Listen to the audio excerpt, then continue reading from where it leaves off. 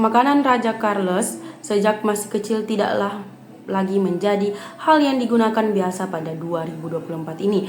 Namun salah satu hal terbesar yang tersebut sudah pernah berubah adalah jadwal makannya yang mana sangat jauh berubah. Sejak didiagnosis menderita kanker, beliau rutin mengonsumsi alpukat. Dikutip National Foundation for Cancer Research, pada waktu mengonsumsi alpukat di keseharian, ini menjadi kabar baik. Alpukat secara bukan sengaja mengambil langkah penting untuk mengurangi kanker. Alpukat mempunyai kadar lemak tak jenuh yang dimaksud tinggi, yang dimaksud menurut penelitian relevan dihindari kanker. Saat ini, tampaknya semua orang sudah pernah bergabung dengan pasukan alpukat, lalu mudah untuk memahami alasannya. Penelitian telah lama menunjukkan bahwa alpukat bermanfaat bagi berbagai sistem tubuh, termasuk kemampuan fisik, kardiovaskular, mata, tulang, juga pencernaan. Namun, penemuan terbaru yang tersebut paling mengesankan adalah bahwa alpukat juga dapat membantu melindungi terhadap tumor ganas tertentu, juga menghambat pertumbuhan sel kanker.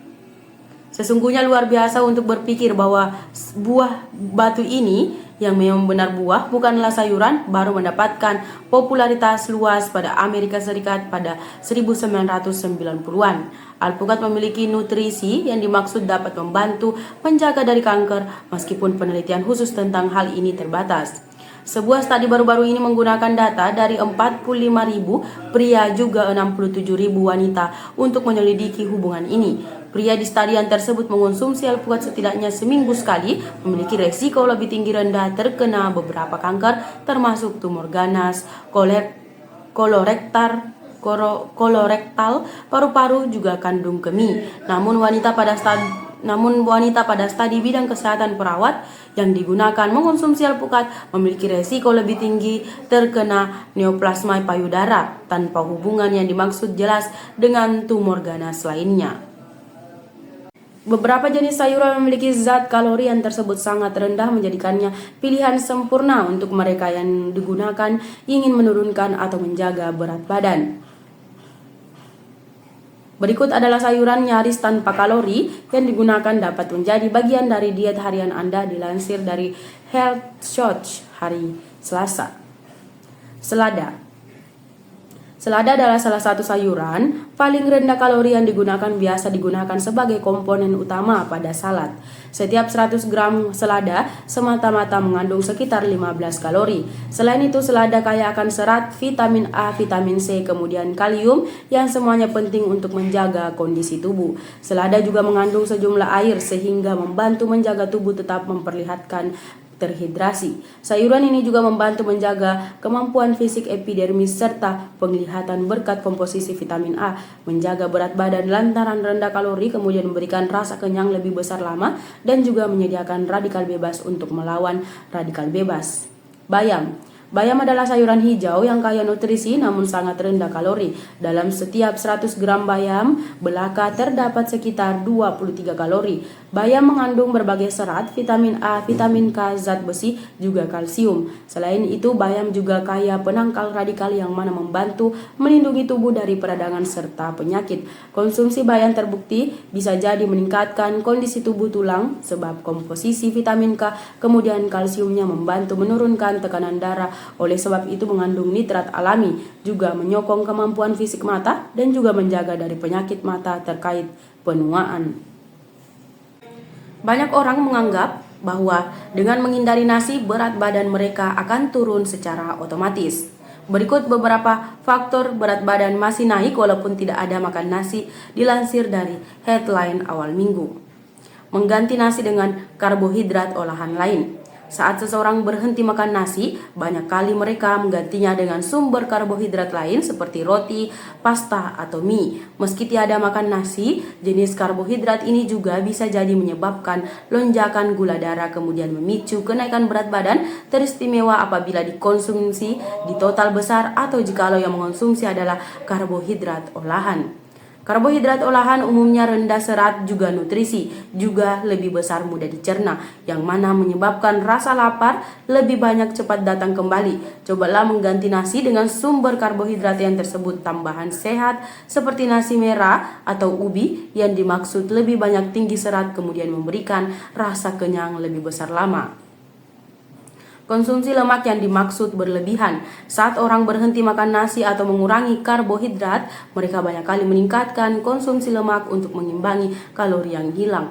Lemak memang sebenarnya diperlukan tubuh, tetapi apabila dikonsumsi secara berlebihan, bahkan lemak sehat sekalipun bisa jadi menyebabkan penumpukan kalori yang tersebut berujung pada kenaikan berat badan.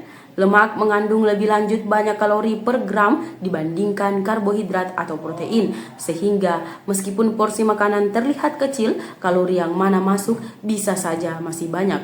Kendalikan konsumsi lemak sehat seperti alpukat, minyak zaitun atau kacang-kacangan, dan juga pastikan porsinya sesuai dengan keinginan kalori harian Anda. Indeks glikemik adalah ukuran untuk mengetahui seberapa cepat makanan tertentu dapat meningkatkan kadar gula darah pasca dikonsumsi.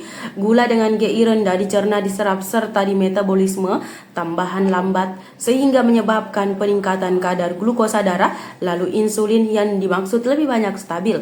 Hal ini sangat penting bagi para atlet atau dia yang dimaksud terlibat berolahraga akibat dapat membantu menjaga energi tetap saja stabil, juga menghindari penurunan performa secara tiba-tiba.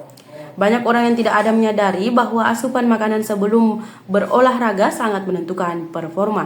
Jika Anda mengonsumsi makanan dengan GI tinggi, kadar gula darah akan meningkat besar lalu cepat turun, menyebabkan Anda merasa lemas serta kehilangan energi di dalam tengah-tengah aktivitas. Sebaliknya, dengan gula rendah GI, energi akan dilepaskan secara bertahap sehingga stamina lalu daya tahan tubuh lebih tinggi terjaga. Menurut Jennifer, ahli gizi yang tersebut menjadi narasumber di podcast Happy Health, gula dengan GI rendah dapat memberikan pelepasan energi yang tersebut lebih banyak, berkelanjutan, dan juga stabil. Mengonsumsi gula rendah GI sebelum serta sesudah olahraga juga membantu di pemulihan. Kadar gula darah yang dimaksud stabil akan membantu proses pemulihan otot, lalu mengempiskan resiko penumpukan lemak. Bagi para sport lovers, memilih makanan yang dimaksud seperti buah-buahan, sayur-sayuran, biji-bijian, juga kacang-kacangan bisa saja menjadi pilihan yang digunakan cerdas. Bagi Anda yang mana banyak merasa lemas atau kurang energi ketika berolahraga, kemungkinan besar ada beberapa faktor yang mana harus diperhatikan. Salah asupan makanan. Mengonsumsi makanan dengan GI tinggi sebelum olahraga dapat menyebabkan energi Anda cepat habis. Pilihlah makanan rendah GI untuk mencegah energi tetap memperlihatkan stabil. Kurang tidur. Tidur yang mana cukup sangat penting untuk pemulihan tubuh. Begadang atau kurang tidur mampu menghasilkan Anda merasa lemas serta kurang bertenaga ketika berolahraga dalam pagi hari. Persiapan yang digunakan kurang matang. Jangan segera melakukan olahraga intensitas tanpa pemanasan yang tersebut cukup. Pastikan tubuh Anda siap secara fisik, kemudian mental sebelum memulai olahraga. Olahraga seperti lari, fitness, atau aktivitas fisik lainnya sekarang ini semakin populer, khususnya pada kalangan muda. Namun, banyak kali dia yang digunakan baru memulai olahraga merasa cepat lelah lantaran kurangnya persiapan lalu asupan energi yang tersebut tepat. Jennifer, sang ahli gizi, menekankan bahwa pemilihan sumber energi sebelum lalu selama berolahraga sangat krusial.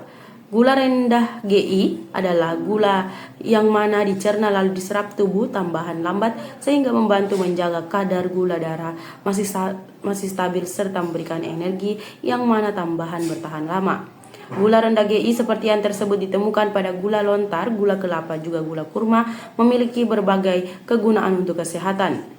Selain itu, Momo juga membagikan pengalamannya memasukkan gula rendah GI kepada pola makan hariannya. Ia banyak mengonsumsi cemilan dengan zat gula rendah GI sebelum memulai latihannya, seperti apel atau makanan yang dimaksud terbuat dari gula lontar. Mengonsumsi makanan yang digunakan tepat sebelum berolahraga juga bisa jadi membantu menghindari hambatan seperti rasa mual atau kram perut yang digunakan kerap dialami oleh pemula.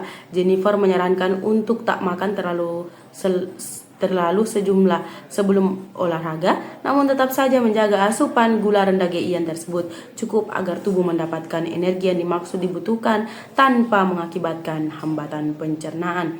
Selain itu, Jennifer juga menjelaskan pentingnya mengombinasikan asupan gula rendah GI dengan makanan sehat lainnya seperti biji-bijian, kacang-kacangan, serta sayuran. Bagi para sport lover, menjaga pola makan yang mana sehat lalu seimbang adalah kunci untuk meningkatkan performa. Momo sendiri mengaku rutin menjaga asupan makanannya teristimewa dengan memperhatikan zat gula di dalam setiap cemilannya. Selain itu, ia juga menjaga rutinitas latihan dengan konsisten seperti yang dimaksud rutin ia bagikan di dalam media sosial.